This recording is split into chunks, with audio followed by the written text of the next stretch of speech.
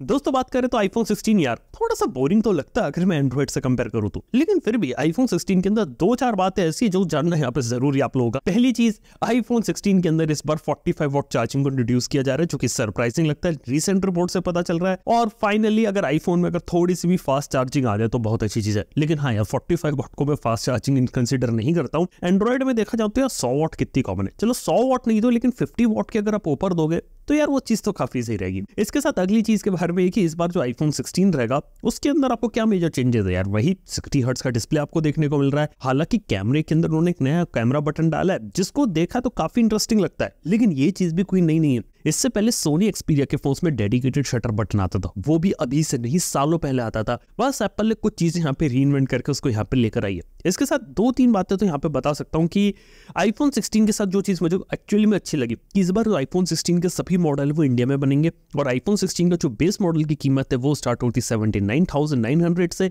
16 plus start होता है 89,900 से, 16 प्रो की कीमत जो है वो होती है 1,19,000 और जो 16 प्रो मैक्स वो इस बार 1,44,900 का शुरू हो रहा है। सीधी बात है कि प्रो मॉडल इंडिया में डे 1 पे मिलेगा, जिस वजह से कीमत थोड़ी सी कम हुई है। और एप्पल आमतौर पर ऐसा करता नहीं है, एप्पल के आईफोन बहुत महंगे होते हैं, कीमत नहीं गिराता। पहली बार एप्पल ने गिरा दिया, चलो वो काम इन्होंने अच्छा किया, लेकिन फिर भी थोड़ा सा तो महंगा है, थोड़ा नहीं एक्जैक्टली में बहुत महंगा कहूंगा मैं।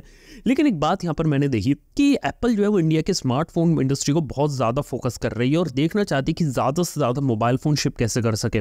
और इंडिया में जहां बिल्कुल भी आईफोन नहीं बनते थे, आज के समय में स्थिति ये हो रही है कि 20% आईफोन ग्लोबल लेवल पे जो बनेंगे वो असेंबल्ड इन इंडिया होंगे। और सीधी बात है कि चाइना के ऊपर से डिपेंडेंसी कम करके इंडिया के ऊपर स्मार्टफोन पे फोकस करना आईफोन पे, वो तो यार एक अच्छी चीज है। इसके साथ ही बात करें तो आईफोन 15, आईफोन 15 प्रो मैक्स जो रहते हैं इनका जो प्रोडक्शन होता है टोटली यहाँ पे बंद कर दिया एप्पल ने। और आईफोन 16 में बात करें वर्टिकल कैमरा देखने को मिल रहा है, अल्ट्रा वाइड एंगल कैमरा के अंदर इंप्रूवमेंट करे। एप्पल अपनी A18 चिप को लाया जो कि 2x फास्टर NPU के साथ आती है और एप्पल की AI कैपेबिलिटीज आती है। इसके साथ ही एप्पल इंटेलिजेंस की जो फीचर्स होते हैं जो एप्पल ने शोकेस की है, कुछ फीचर्स अमेरिकन इंग्लिश के अंदर अवेलेबल होंगे, बाकी जो लैंग्वेजेस रहती है उसके अंदर धीरे धीरे बाद में आएंगे। और जितने भी सारे फीचर एप्पल ने शोकेस की सारी चीजें लॉन्च डे पे अवेलेबल नहीं होंगी, ये सारे अपडेट्स आने वाले समय में आएंगे और अगले साल तक एप्पल इंटेलिजेंस के सभी फीचर अवेलेबल होंगे। लेकिन अगर मैं कंपेयर करूं तो एप्पल इंटेलिजेंस अभी भी इतनी एडवांस नहीं है, उसके कंपैरिजन में सैमसंग गैलेक्सी AI ज्यादा एडवांस है, गूगल की जो जेमिनी है वो अभी भी ज्यादा एडवांस है, जो आपको ज्यादा बेटर रिजल्ट यहाँ पे प्रोड्यूस कर सकती है। इसके साथ ही बात करें तो हाँ यार वाईफाई 7 का सपोर्ट आ गया है और बैटरी लाइफ के अंदर एक इंप्रूवमेंट हुआ है। कुल मिला के बात की जाए तो आईफोन 15 के जो यूजर्स थे अगर वो अपग्रेड करना चाहे तो वो कर सकते हैं, लेकिन फिर भी जो 60 हर्ट्ज का डिस्प्ले वो आज भी यहाँ पे कंटिन्यू है। आईफोन 16 प्रो में बात करें तो 6.3 इंच का साइज और 6.9 इंच का मॉडल है। 5x टेलीफोटो जूम लेंस दोनों मॉडल में मिलेगा। इस बार 4K 120 FPS में वीडियो रिकॉर्डिंग कर पाएंगे डॉल्बी विजन में, अच्छा काम है। 48 MP का नया अल्ट्रा वाइड कैमरा निकाला है।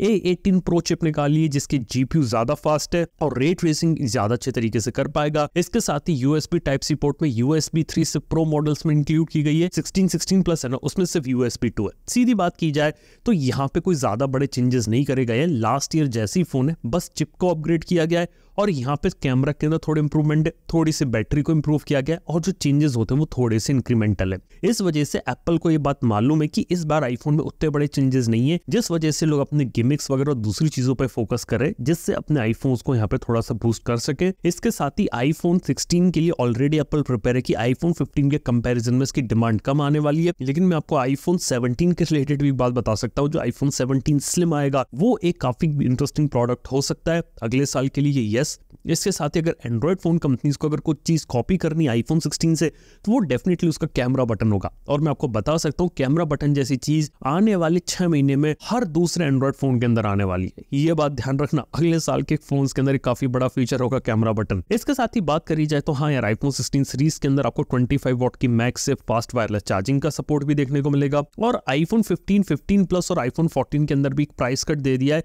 जहां पे अब आईफोन 14 ऑफिशियल यहाँ पे 69,000 का मिल रहा है। इसके साथ ही बात की जाए तो वीडियो रिकॉर्डिंग पॉज करने का भी फीचर है नए iOS के अपडेट में अब जाकर आया, यानी कि एंड्रॉइड में आप जानते हो कितने टाइम से तक कि आप चलते चलते वीडियो को बीच में पॉज कर सकते थे, आईफोन में ये चीज अब जाके यहाँ पे आ रही है। खैर ये सारी चीजें तो यहाँ पे चली रही है, लेकिन इसके साथ ही अगर मैं बात करें तो काफी इंटरेस्टिंग चीजें थी। देखो आईफोन देखा जाए तो बहुत एक प्रीमियम प्रोडक्ट के रूप में प्लेस किया जाता है। पिछले काफी लंबे समय से एप्पल इसके अंदर अंदर ज्यादा चेंजेस नहीं करी है। अगर आप देखेंगे तो आईफोन 11 प्रो से लेकर आईफोन 16 प्रो तक जो बैक डिजाइन है उसके अंदर कैमरा बम्प होता है वो इंक्रीज हुआ है, लेकिन ओवरऑल कोई ऐसा मेजर चेंज नहीं आया। इसके साथ ही यहाँ पे ये लोग डायनामिक आइलैंड को इंट्रोड्यूस किया, छोटी छोटी चीजें कर रहे हैं जो कि एक माइनर स्टेप होता है, क्योंकि एप्पल अगर कोई बड़ा चेंज यहाँ पर करेगी तो उसे पता है कि वो मार्केट लूज कर सकते हैं और वो अपनी कंसिस्टेंसी के ऊपर काम कर रहे हैं। इसके साथ ही इस बार एप्पल ने जो अपनी सारी बेट लगा रखी है वो लगा रखी है एप्पल इंटेलिजेंस पे, लेकिन एप्पल इंटेलिजेंस के फीचर्स अभी अवेलेबल ना होके ये एक जो एडवांटेज रहता है आपका एंड्रॉइड के ऊपर वो काफी ज्यादा रहता है। ये भी एक चीज देखने वाली है। इसके साथ ही देखा जाए तो कंपटीशन में जो कंपनीज है वो अच्छा काम कर रही है। सैमसंग ने ऑलरेडी S24 अल्ट्रा का गिरा दिया है जिसके अंदर गैलेक्सी AI आता है,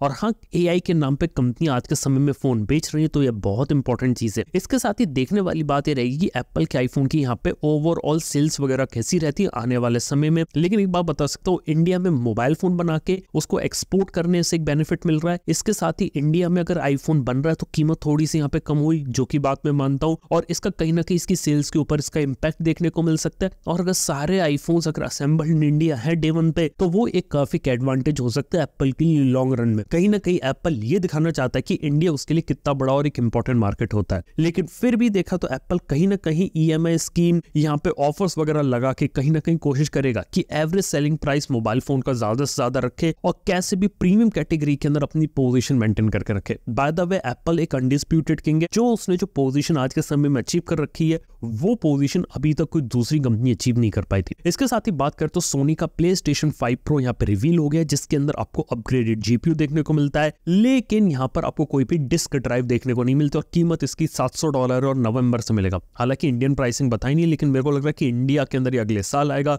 और 60-70 हजार से तो नीचे नहीं आने वाला। ये अभी तक के जितने भी गेमिंग कंसोल्स आते थे उसमें से सबसे ज्यादा महंगा होगा, और जो इंप्रूवमेंट दिखाया वो उनका ये कहना है कि इसके अंदर आपको बेटर ग्राफिक्स मिलेंगे, प्लस इसके अंदर टारगेट किया जाएगा कंसिस्टेंट 60 FPS को, यानी कि आपको high resolution texture, proper 4K में गेमिंग कर पाओगे, रे ट्रेसिंग अच्छी होगी, ग्राफिक्स की कैपेबिलिटीज अच्छी होगी। लेकिन अभी भी जो PS5 में काफी सारे गेम अभी भी 30 FPS पे चलते थे और वहां पे आप ऑप्शन लेकर उनको परफॉर्मेंस मोड में 60 FPS पे चला सकते थे, तो अब कहा गया कि वैसी ही ग्राफिक सेटिंग रहेगी जो टॉप लेवल की मिलेगी, लेकिन अब आप उन्हें 60 FPS में चला पाओगे। हालांकि लोग इस बात से थोड़ा सा निराश है कि इस बार डिस्क ड्राइव इसके अंदर इंक्लूडेड नहीं है, और पहली बार होगा कि PlayStation के प्रोडक्ट के अंदर बिना डिस्क के मिल रहा, टोटली डिजिटल जा रहे हैं, और डिस्क ड्राइव को अगर किसी को लेना है तो अलग से लगा सकता है। अगली चीज है कि कीमत बहुत ज्यादा हो गई है, और US में भी हिसाब से $700 कीमत ज्यादा है। इंडिया में तो ऑलरेडी 60-70 हजार अगर जाएगा तो बहुत महंगा है। ये लग रहा है कि बिल्कुल आईफोन की कीमत को यहाँ पे मैच कर रहा है सोनी। खैर ये एक चीज रहेगी, लेकिन हाँ कंसोल वाली जो वॉर रहती है वो काफी इंटरेस्टिंग चल रही है। Xbox की तरफ से कुछ यहाँ पे देखने को नहीं मिला है। इंटरेस्टिंग देखने वाली बात हुई गेम्स कैसे इसका बेनिफिट यहाँ पर उठाते हैं, और फाइनली जो GTA 6 आने वाला है क्या वो इतने अच्छे हाई FPS हाई ग्राफिक्स में PS5 Pro पे चलेगा या फिर PS5 जैसे ही एक्सपीरियंस देगा, तो वो एक देखने वाली बात है। लेकिन देखा है तो फाइनली अगर GTA 6 को सबसे बेहतरीन तरीके से एक्सपीरियंस करना है, PS5 Pro यहाँ पे उसके लिए यहाँ पे चॉइस हो जाता है। इसके साथ ही बात करें तो हाँ यार, इंडिया में अगर मैं बात करूँ तो PLI 2.0 के जरिए जो डिक्सन कंपनी है ना, वो अब HP कंपनी के PCs को बनाएगी जिसके अंदर ऑल इन वन लैपटॉप होंगे, और ये लोग यहाँ पे चेन्नई के अंदर यहाँ पे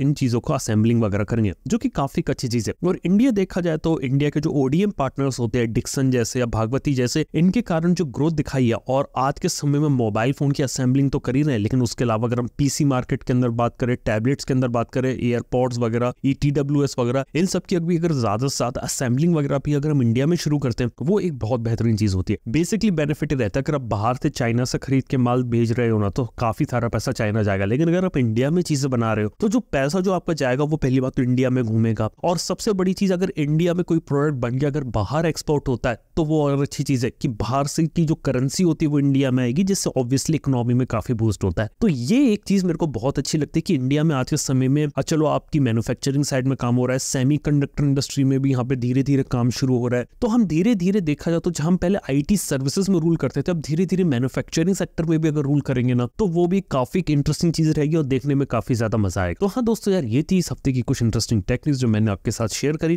थैंक यू बने रहने के लिए।